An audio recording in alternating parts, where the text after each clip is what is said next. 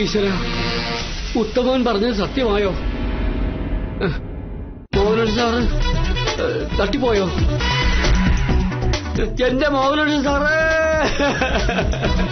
എന്റെ മോഹനൻ സാറേ, എന്നാലും ഇത്ര പെട്ടെന്ന് സംഭവിക്കാൻ എന്താ ഉണ്ടായത്?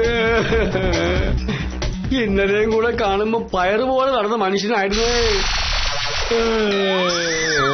എന്താ എന്താ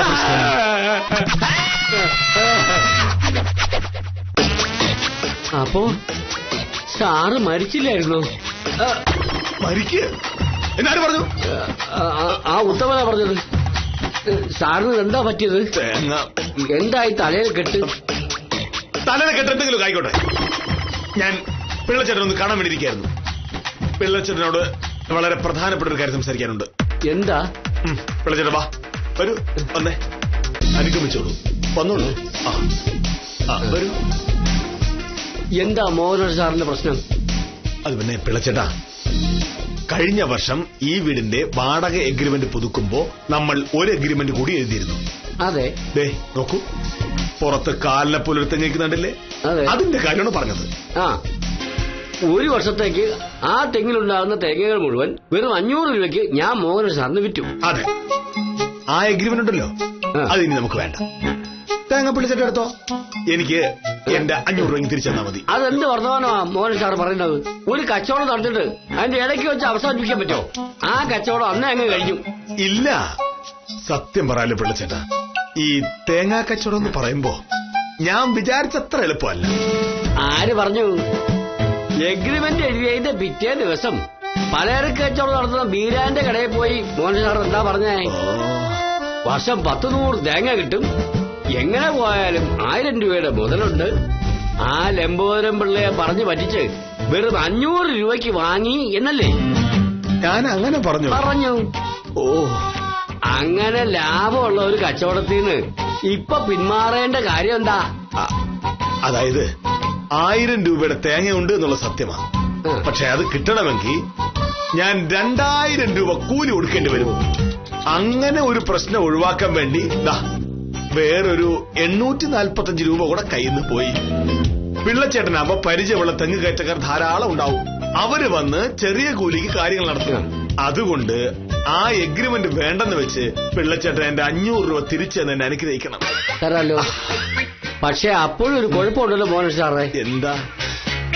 1.5 മാസം മുമ്പ് മോഹനൻ സാറ് ഒന്ന് തേങ്ങിട്ടിരുന്നല്ലോ. അതിന്റെ കാശ് എനിക്ക് നഷ്ടം വരില്ലേ?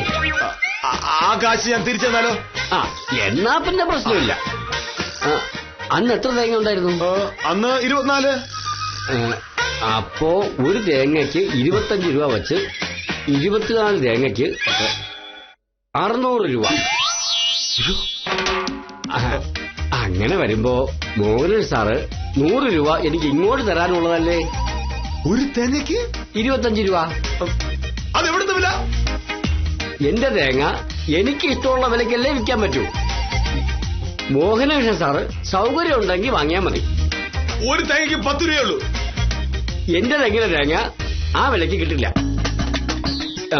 എഗ്രിമെന്റ് വേണമെങ്കിൽ ക്യാൻസൽ ചെയ്യാം.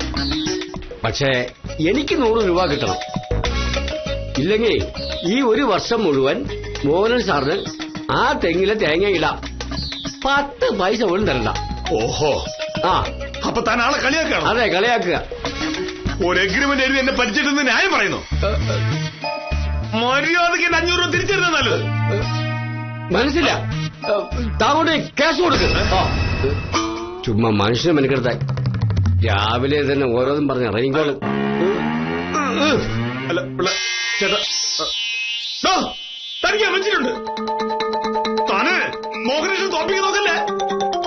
എന്നോട് ചെറിയ ചതിക്ക് ലംബോദരം പിള്ളേ താൻ അനുഭവിക്കും. മോഹനേട്ടാ, മോഹനന്റെ തലയിൽ വീണ തേങ്ങ ഉണ്ടല്ലോ, അത് ഞാൻ പൊതിച്ചു നോക്കി. അത് പേടാ. അതുകൊണ്ട് കറി ഉണ്ടാക്കാൻ പറ്റില്ല. വേറെ തേങ്ങ വേണം. മോഹനേട്ടൻ എന്തായാലും വയ്യല്ലോ.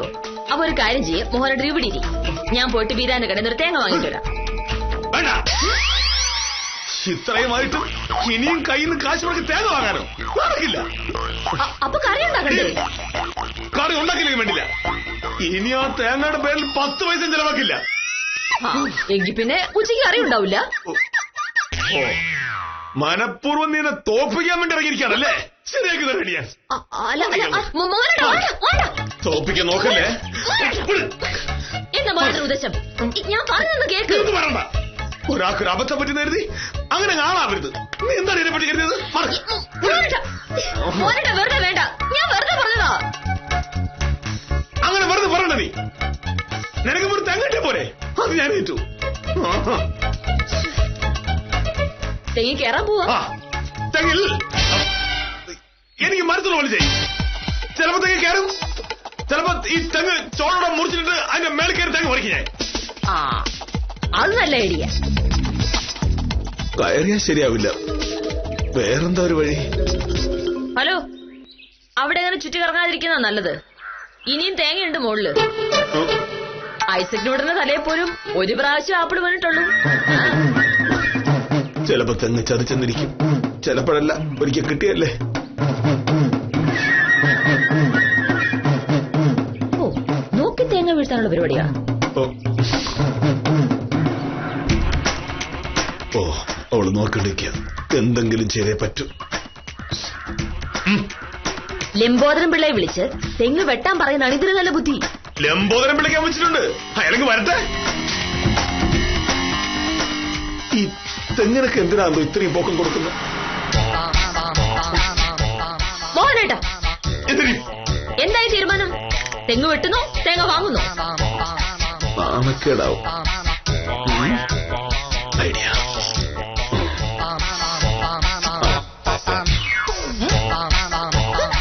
മാങ്ങ എറിഞ്ഞിടുന്ന കേട്ടിട്ടുണ്ട്. തേങ്ങ എറിഞ്ഞിടുന്ന പരിപാടി ആദ്യമായിട്ട്.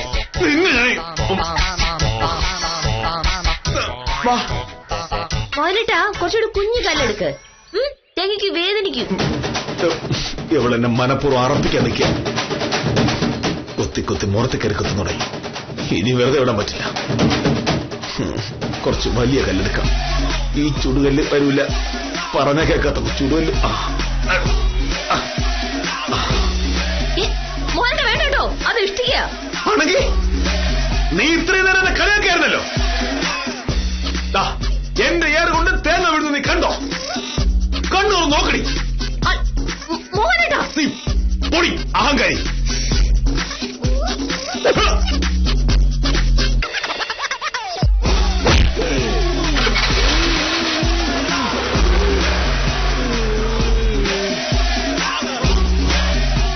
കൊണ്ടാ കൊണ്ടു. തേങ്ങ വീണില്ലല്ലോ. എന്തോ ശബ്ദം കേട്ടത്? ആരുടെ കരച്ചിലല്ലേ? അത് റോഡിൽ പോയ ഏതെങ്കിലും വണ്ടി ബ്രേക്ക് ചെയ്തായിരിക്കും. വണ്ടിയുടെ ബ്രേക്കിന്റെ ശബ്ദം പോലും തിരിച്ചറിയാത്ത നീ ഏത് വയ്ക്കോലാണീ?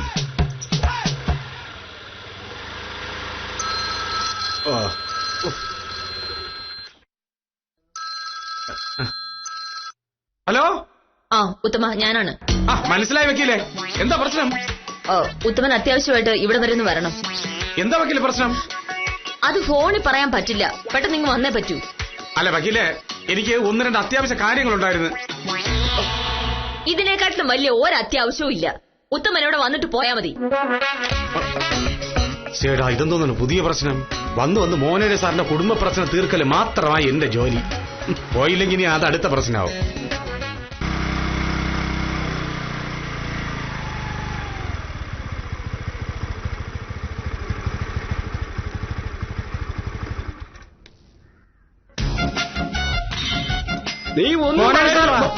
നീ മനഃപൂർവ്വം നീതാണെന്ന് എനിക്ക് ഓർമ്മയുണ്ടടാ. ഞാൻ ഇവിടെ നിന്ന് ഇറങ്ങുമ്പോ പ്രശ്നമാണല്ലോ. ഓർമ്മയുണ്ട്, എന്നെ ശരിയാക്കി തരാമെന്ന്.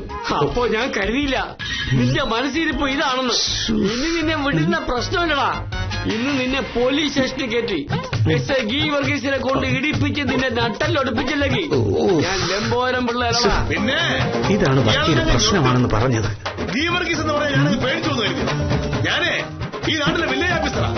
വില്ലേജ് ഓഫീസറെ തൊട്ട് കളിക്കാൻ ധൈര്യമുള്ള ഏത് എസ് ഐ നാട്ടിലുള്ളത്? ഓഫീസർ എന്ന് പറഞ്ഞാൽ ദൈവമൊന്നുമല്ലല്ലോ. ഇനി നിന്നെ വച്ചോണ്ടിരുന്നിട്ട് കാര്യമൊന്നുമില്ല. ഈ നിമിഷം നീ എന്റെ വീട്ടിൽ നിന്ന് ഇറങ്ങണം. തന്നെ കൊണ്ടാവും പോലെ താനങ്ങ് ചെയ്യും.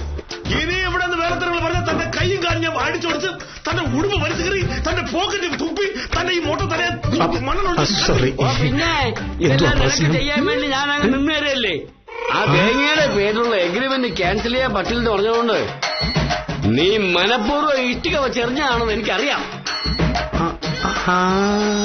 ഞാൻ എന്റെ വീട്ടിൽ നിന്ന് ഇഷ്ടികയോ ബോംബോ വലിച്ചെറിയും. തന്നോട് ആരാ പറഞ്ഞത് കൃത്യം ആ സമയത്ത് ആ വഴി തന്നെ പോകാനായിട്ട്? തനിക്ക് പോകാൻ ഈ ഇന്ത്യ മഹാരാജ്യത്ത് വേറെ എത്ര റോഡുകളുണ്ട്? അഭ്യാസം എന്നോട് വേണ്ട മോനേഷ.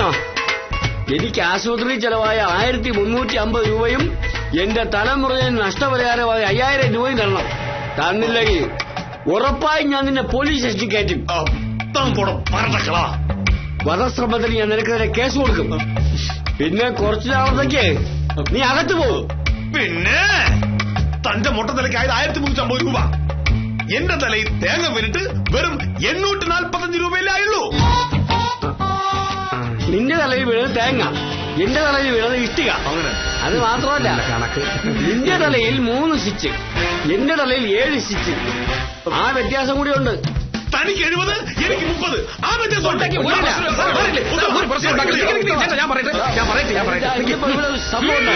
എല്ലാം എനിക്ക് മനസ്സിലായി, എല്ലാം ഞാൻ കേട്ടു.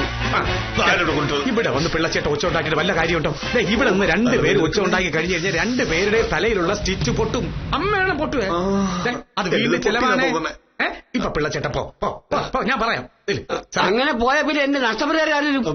അതൊക്കെ ഈ നിൽക്കുന്ന മോഹനന്റെ സ്ഥാനത്ത് തരും, അല്ലെങ്കിൽ ഈ ഉത്തമം വാങ്ങിച്ചു തരും. എന്റെ പട്ടി തരും. അയ്യോ ചുമ്മാ നീ ആയാലും എനിക്കെന്റെ കാശ് കിട്ടണം. പട്ടി പിള്ളച്ചേട്ട ഞാൻ പറയട്ടെ. വക്കീലേ ഈ മോഹനന്റെ സാറിന് അകത്ത് എവിടെയെങ്കിലും കൊണ്ടുവന്ന് കിടത്തില്ലെങ്കിൽ സംഗതി ഭക്ഷണം സ്റ്റിച്ച് പൊട്ടും. നോക്കിക്കാതെ ഇങ്ങോട്ട് വാ പിള്ളച്ചേട്ട, ഇങ്ങോട്ട് വാ. ഞാൻ എനിക്ക് പൈസ ഞാൻ മനസ്സിലായെന്ന് പറഞ്ഞില്ലേ. നഷ്ടപരിഹാരം. പിന്നെ നഷ്ടപരിഹാരം ഞാൻ തരില്ല, ഞാൻ കൊടുക്കില്ല. കൊടുത്തില്ലെങ്കിൽ അകത്തു നിന്നുള്ള കാര്യം ഉറപ്പാണ്. തർക്കിച്ചിട്ട് കാര്യമില്ല മോഹനേട്ടാ.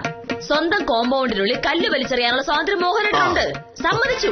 പക്ഷെ ആ കല്ല് റോഡിൽ പോയി വീഴാൻ പാടില്ല. റോഡ് മോഹനേട്ടന്റെ അച്ഛന്റെ വകയല്ല. ലംബോദരമുള്ള കേസ് കൊടുത്താൽ മോഹനേട്ടനകത്തു പോകും. വധശ്രമമാണ് കേസ്. ജാമ്യം പോലും കിട്ടില്ല. ജോലിയും പോകും, ജയിലിലും പോകും. ഇനി ഇങ്ങനെ വാശി പിടിച്ചിട്ട് യാതൊരു കാര്യമില്ല. ലംബോദരം വിളക്ക് ആശുപത്രി ചെലവായ 1350 രൂപയെങ്കിലും കൊടുത്തേ പറ്റൂ. 1350 രൂപയോ? അത് ഇഷ്ടിക വലിച്ചെറിഞ്ഞപ്പോ ഓർക്കണായിരുന്നു. ഇതിപ്പോ എന്നോടുള്ള വാശിക്ക് ഒരു തേങ്ങ വാങ്ങാതിരിക്കാൻ നോക്കിയതിന് ചെലവായത് എത്ര രൂപയാണ്? 10 രൂപയ്ക്ക് തീരുമായിരുന്നത് 2000 രൂപയ്ക്കും ഇപ്പൊ തീരില്ല. പോരാത്തതിന് തലയിൽ മുറിവ്. ഇനി എത്ര ദിവസം കഴിഞ്ഞാ ഓഫീസിൽ പോവാൻ പറ്റുക? സാരമില്ലട്ടോ, കഴിഞ്ഞത് കഴിഞ്ഞു. നമുക്ക് ശരിക്കൊന്ന് റെസ്റ്റ് എടുക്കാം. അതീ മുറിവ് ഉണങ്ങട്ടെ. ഇന്ന് ഞാൻ തേങ്ങയില്ലാതെ കറി വെച്ചിട്ടുണ്ട്. നാളത്തെ കറിക്ക് എന്ത് ചെയ്യും? തെങ്ങിക്കേറുന്നോ തേങ്ങ എറിഞ്ഞു വീടിക്കുന്നോ? എന്തിനാ? പീരാന്റെ കട ഇഷ്ടം പോലെ തേങ്ങ ഉണ്ടല്ലോ. ഒരെണ്ണത്തിന് 10 രൂപ ഉള്ളെന്ന്. 10 രൂപയിൽ തീരാമായിരുന്നൊരു പ്രശ്നം വഷളാക്കി രൂപ 2000 നഷ്ടപ്പെടുത്തിയതിനു ശേഷം ആ 10 രൂപ മുടക്കാൻ തയ്യാറാവുന്നത് മോഹനകൃഷ്ണന്റെ സ്ഥിരം സ്വഭാവമാണ്. ബുദ്ധിമാന്മാരിൽ ബുദ്ധിമാൻ എന്ന് സ്വയം ഭാവിക്കുന്ന പലരും ഇതുപോലെയാണെന്നതാണ് സത്യം. സത്യഭാമയെ പോലൊരു ഭാര്യ ഉള്ളതുകൊണ്ട് മോഹനകൃഷ്ണൻ കാര്യമായ തട്ടുകേട് പറ്റാതെ രക്ഷപ്പെടാറുണ്ടെന്ന് മാത്രം. അത്തരം രക്ഷപ്പെടലിന്റെ മറ്റൊരു കഥയുമായി കാര്യം നിസ്സാരം നാളെ രാത്രി 9 മണിക്ക്.